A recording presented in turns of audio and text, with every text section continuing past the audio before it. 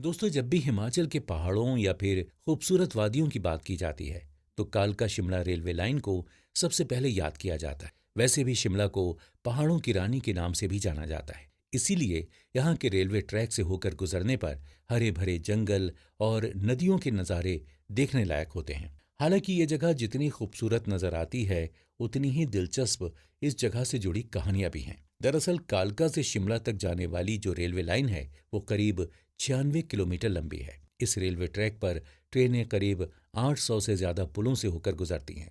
पहली बार कालका Shimla railway track को बनाने का प्रोजेक्ट साल 1898 में लॉन्च हुआ था, लेकिन किसी प्रॉब्लम की वजह से इस प्रोजेक्ट की उस वक्त शुरुआत नहीं हो पाई। इसके बाद साल 1903 के 9 नवंबर को आखिरकार इस प्रोजेक्ट की शुरुआत हुई।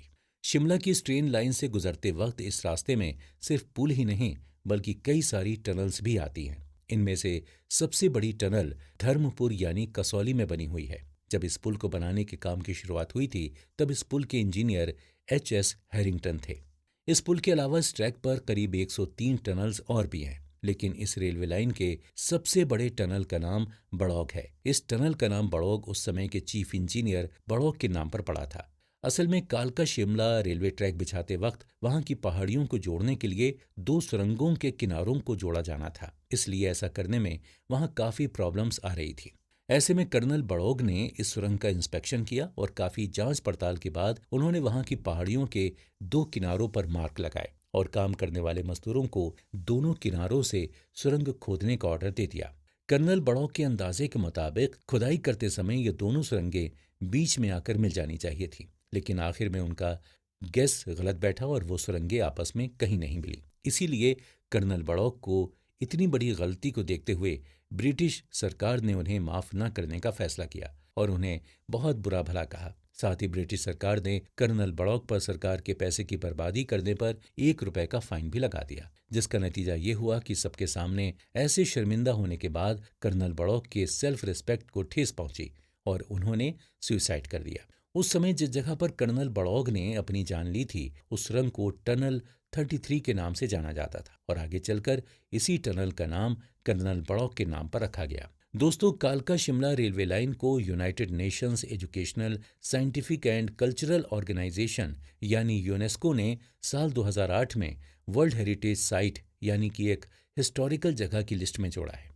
कालका शिमला रेलवे लाइन बनाने के अलावा साल 1924 में ब्रिटिश सरकार के द्वारा पहली बार रेलवे के लिए अलग से एक बजट भी पेश किया गया था। खैर, आज के वक्त में तो इलेक्ट्रिक सेक्टर यानी बिजली या ऊर्जा से इस्तेमाल किए जाने वाले गैजेट्स को पूरी दुनिया का फ्यूचर माना जा रहा है। इस वक्त साइकिल से लेकर ट्रेनों और बसों तक सब कुछ इलेक्ट्रिक हो गया है। हालांकि ट्रांसपोर्ट सेक्टर में इलेक्ट्रिक का इस्तेमाल करना कोई नई बात नहीं है, क्योंकि पहले के समय में भी हमारे देश में सामान को एक जगह से दूसरी जगह तक ले जाने के लिए सबसे किफायती ट्रांसपोर्ट का जरिया भारतीय रेलवे की इलेक्ट्रिक ट्रेनों को माना जाता है। लेकिन क्या आपको पता है कि भारत में इलेक्ट्रिक ट्रेनों की शुरुआत कैसे हुई थी? भारत में इलेक्ट्रिक ट्रेनों की शुरुआत ब्रिटिश रूल के दौरान ही हो गई थी।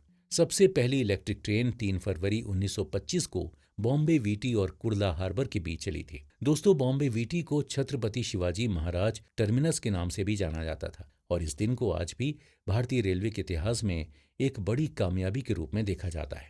इस ट्रेन को पहली बार चलाने से पहले मुंबई के छत्रपति शिवाजी टर्मिनल को बड़े ही सुंदर तरीके से सजाया गया था। अंग्रेजों के समय पर यह छत्रपति शिवाजी टर्मिनल पहले विक्टोरिया टर्मिनल के नाम से जाना जाता था और ये ट्रेन भारत के साथ साथ एशिया की पहली इलेक्ट्रिक ट्रेन के लिए भी जानी जाती है। उस समय बिजली की सप्लाई को छोड़कर इलेक्ट्रिफिकेशन के लिए सभी गैजेट्स को इंग्लैंड में अलग अलग कंपनियों से इंपोर्ट किए जाते थे। उस वक्त कैमेल लेयर्ड और उडिगेन वैगन फैब्रिक ने इस ट्रेन के लिए लोकोमोटिव को बनाया था और फिर धीरे धीरे इस इलेक्ट्रिक रेलवे लाइन को नासिक के इगतपुरी जिले और पुणे तक आगे बढ़ाया गया और उस दिन के बाद से भारतीय रेलवे में लगातार ट्रेनों का इलेक्ट्रिफिकेशन होता आ रहा है। आज के समय में ज्यादातर भारतीय रेलवे की ट्रेनें इलेक्ट्रिक हो गई हैं। यहाँ तक कि भारतीय रेलवे भी दुनिया के 3 सबसे बड़े रेल नेटवर्क में से एक हो गया है। इसीलिए तो भारतीय रेलवे को देश में ट्रांसपोर्टेशन का सबसे बड़ा जरिया माना जाता रहा है। और तो और कोयले का 90% ट्रांसपोर्ट सिर्फ रेलवे के जरिए से ही होता है। इसी तरह देखते ही देखते साल 1929 तक देश के ज्यादातर जिलों में 66,000 किलोमीटर यानी 41,000 मील तक की रेलवे लाइंस फैल गई हैं। लेकिन 1947 में आज़ादी मिलने के बाद भारतीय रेलवे को अलग अलग हिस्सों में बांट दिया गया था, जिसके चलते हुए भारतीय रेलवेज का भी बंटवारा हो गया। तो चलिए इसी बंटवारे के बारे में और आज़ादी के बाद के भारतीय रेलवे के इतिहास के बारे में जानने के लिए अगले एपिसोड को सुनना मत भूलिएगा।